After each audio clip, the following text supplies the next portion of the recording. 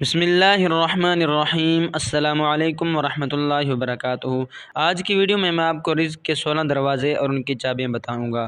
اگر آپ چینل پر نیو ہیں تو چینل کو جلدی سبسکرائب کیجئے اور ساتھ ہی بیل آئیکن کو دبا دیجئے اور ویڈیو کو لائک کیجئے۔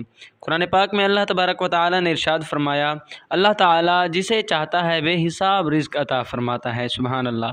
اللہ تعالی نے رزق کے 16 دروازے مقرر کیے ہیں اور ان کی 16 چابیاں بھی عطا کی ہیں۔